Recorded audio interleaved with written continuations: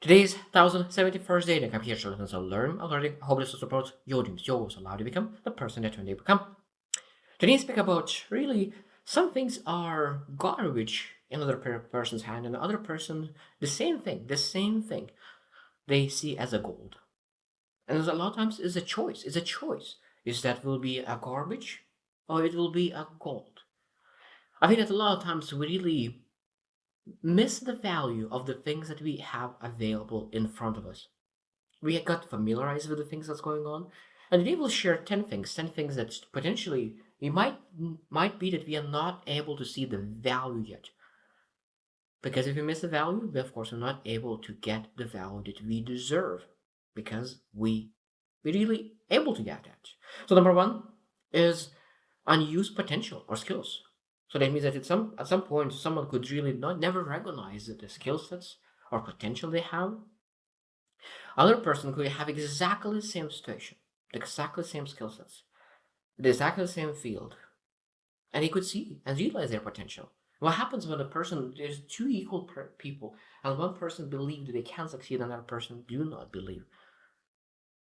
Of course, the person who believes they will be able to go and after and choose different decisions and become the person that they're supposed to be. And a lot of times people are amazing. They have amazing skill set, but they have imposter syndrome and they never go and mentor people and they help people because they never feel that they are confident. Never feel that they are enough. But people who have confidence, sometimes they have a less skill set, but they going out and be mentors, public speakers, they have the confidence to do the things. And a lot of times unused potential, unused skills are because we just do not believe that we are capable of. And there's a lot of different reasons, but one thing is unused potential is that people who has massive skills but don't use it. Number two is life experiences.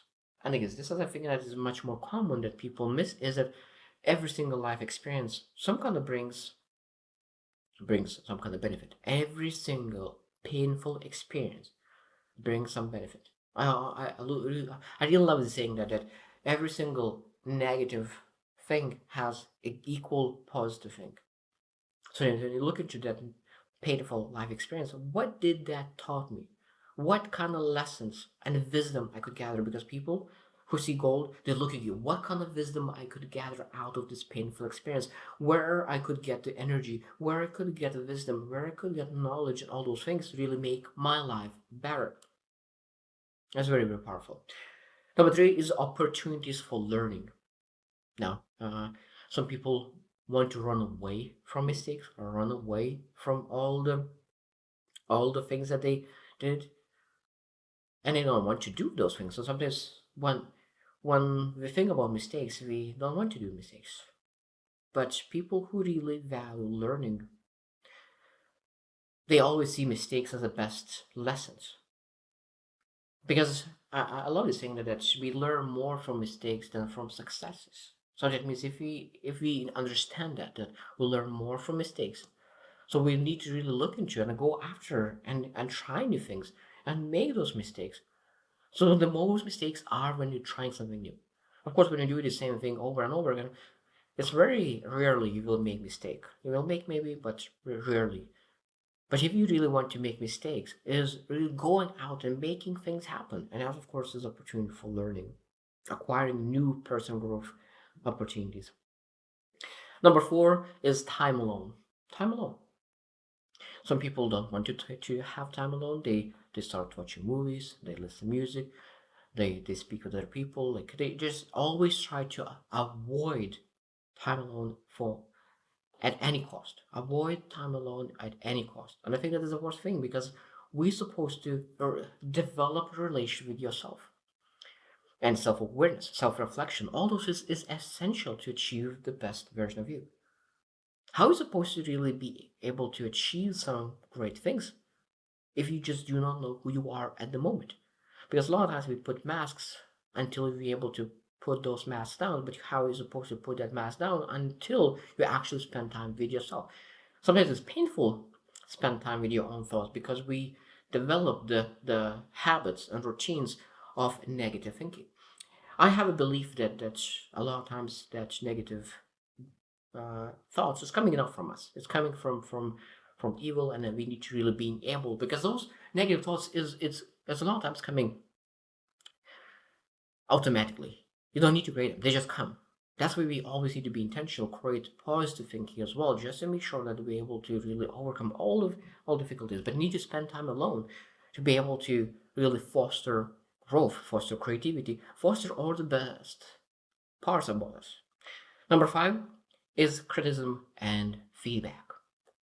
Now, people who don't see value of that, they see just a criticism and they just avoid it, and they don't want to do different things because they see that criticism is something that is demoralizing or hurtful or painful. All the criticism is all about negative things. And of course, if you feel that criticism is something that is negative, of course, you will avoid it. But when you start to really look at it, criticism is a feedback loop, and it's all about positive, getting better, learning new things, improving. All of those things are totally different. So that means again, one person sees as a garbage and hurtful feedback, another person sees feedback criticism as a gold mine for success, for improvement, for growth. It's very, very important. Number six is failure. Failure is again one of those things that I mentioned already, that you learn more from failure, 10 times more than from success. So that means you need to really be able to fail forward constantly. And of course, when we see failing, that means that we're not supposed to seek failing, but we'll fail if we'll pursue something. But at the same time, failure is something that requires trying something new. And if you don't try something new, then of course never fail.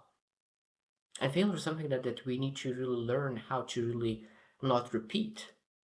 Because sometimes we keep repeating the same failure over and over and over again. So that means if you make the same mistake or same failure second, third time, what does that mean? What does that mean? It means that we are not learning from the failure. We're not reflecting on that failure. We're not getting any better.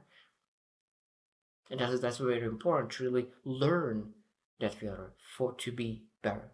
Because if you avoid that failure, you'll make mistake again, the same mistake. Number seven is relationships or mentorship. Sometimes people have access to the best people, have access to mentors, have access to something, but they have that familiarity with that person, with that mentor, or with that relationship, and they don't execute on that. They don't build that relationship. They don't ask questions. They don't ask for advice. So that means that they waste that relationship. Other person says, "Oh, I know how much they know," and they build a relationship to really ask for you advice on their expertise that they could improve their life and get better. That means, of course, we're able to add value and then get value in return. But again, who are in your circle? Who are people around you? Who are the people that are very, very close to you that you potentially have access to reach out and have access to the wisdom that could require you years to gather? There's a person who can give you in a couple months. And I think that is very, very important. And that's why people succeed very fast, where people ask for advice. But of course, it needs to be from experts in that field. Number eight is opportunities for change. That means sometimes people make a change, move to different city, move a different job, different things, and that's but they keep themselves the same. So that means they move themselves to other location, but they keep themselves the same. But if you move yourself from one location to another, that means it could be an opportunity for you to change internal as well. So that means if your external things change, that could be a great opportunity to change inside of you. The things that you want to change about yourself. Because it's easier to really, when you put yourself in other environment, it's much easier to try yourself new, to be more authentic. Because if you live with a mask, it's very hard to take that mask with people that already know you, because they, oh, this is not who you are, even though that this is not, you never were who you actually are, because you always been with a mask. so that they get familiarized with your mask, not who you truly are.